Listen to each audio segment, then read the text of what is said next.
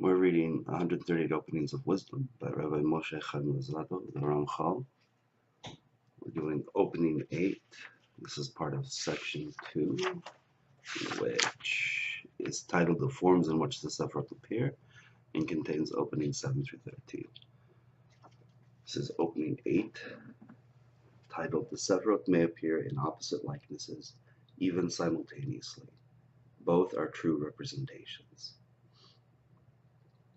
The Sephirot can appear in likenesses that may even be mutually contradictory, in exactly the same way as images in a dream may change in a single moment. Each likeness seen in the prophetic vision provides knowledge about one power and one attribute.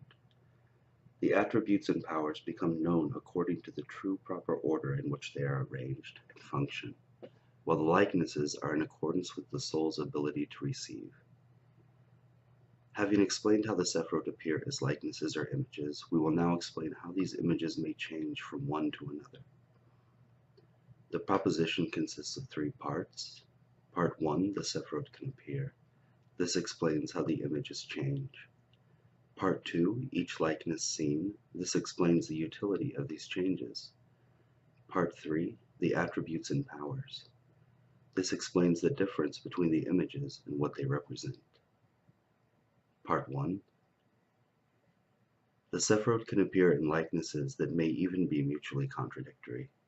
If the likenesses through which the Sephirot appear were intrinsic to the Sephirot themselves, it would obviously be impossible to attribute 2 contradictory likenesses to one and the same subject.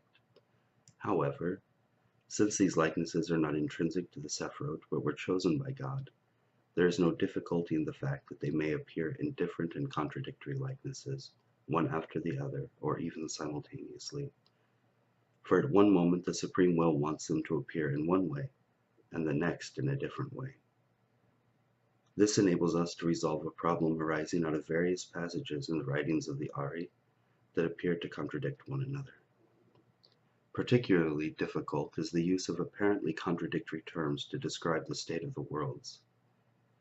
One of the hardest problems is the apparent contradiction between the depiction of the worlds in the form of a series of concentric circles, igulim, and their depiction in a straight upright form, yosher.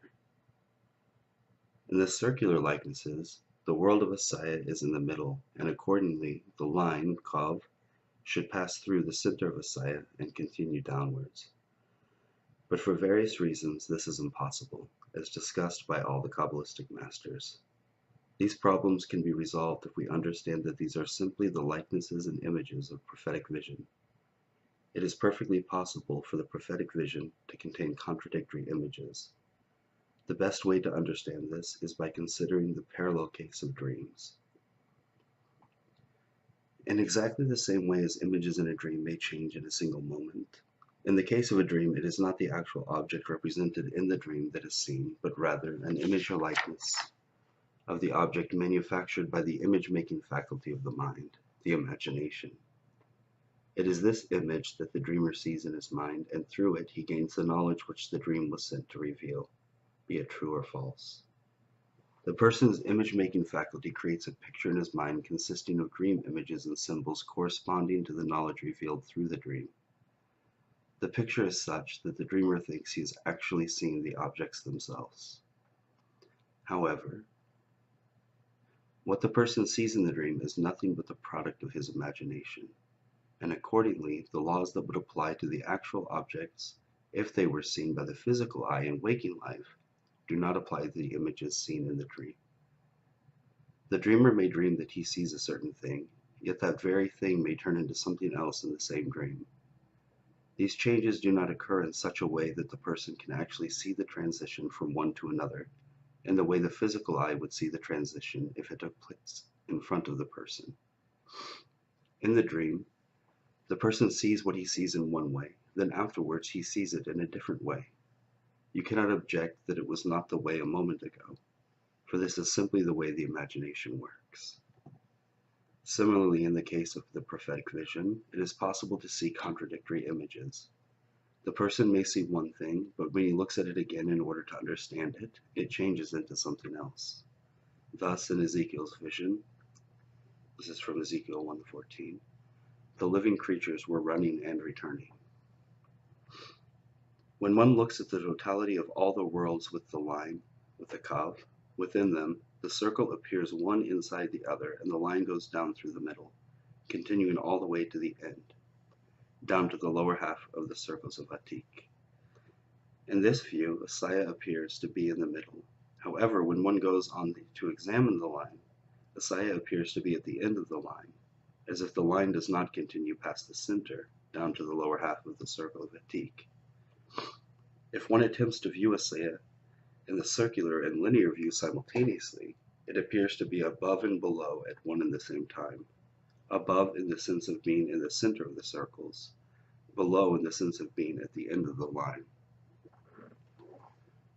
A similar example from this world would be what the rabbis said about Moses' burial place. To those standing below, it would appear as if it were above, but to those above, it would appear as if it were below. And that's from Sutta 14a. The same principle applies in all the exalted visions of prophecy. They may take all kinds of different forms and change literally from moment to moment, as in a dream, for all these phenomena are found in dreams. Similarly, many other apparent contradictions in the writings of the Ari are not really contradictions at all. For in truth, what the prophet sees appears in both ways, even at one and the same time, as in the case of a dream. Part 2. Each likeness seen in the prophetic vision provides knowledge about one power. Not for nothing do the images change. On the contrary, when two different visions of one and the same subject are seen, it is understood that both provide knowledge about the subject in question, and the prophet who sees the vision understands its meaning. From each image, the prophet attains knowledge of a separate aspect of the general power that he sees, and one attribute, i.e., he comes to understand things in detail. When there are many different aspects, one likeness will provide knowledge about one attribute, and everything dependent upon it and deriving from it in the overall scheme of government. Another likeness will provide knowledge about a different attribute and all that depends on it and derives from it. For example, when examining the developmental chain, Hishtashalut, through which the various parts of Fim are related, Yesod of Atik appears at the end in the chest, Tiferes of Eric Anpin, and from there forces of kindness and severity emerge, as will be discussed in its place. However, when we examine the parts of Fim from the point of view of how one is clothed in another, Halbasha, Yesod of Atik appears to end in Yesod of Eric Anpin. It appears in both ways because both are true. These matters are revealed through the visions of the prophets. Part 3. The attributes and powers become known according to the true proper order in which they are arranged and function. The difference between the vision seen by the prophet and the meaning of the vision, namely the underlying reality understood from it, is that the vision is in accordance with what the soul can receive. The Emanator, blessed be his name, laid down the law that the prophets or the souls can receive only through this vision. Accordingly, the understanding that they need of all the different aspects of God's attributes and his government comes to them through their visions, which follow the established laws governing the prophetic vision. The visions change according to the subject so as to make it possible for the souls to attain knowledge of each aspect in turn.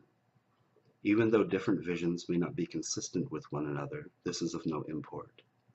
On the contrary, the soul sees both visions, gaining knowledge of the two different aspects just as they are.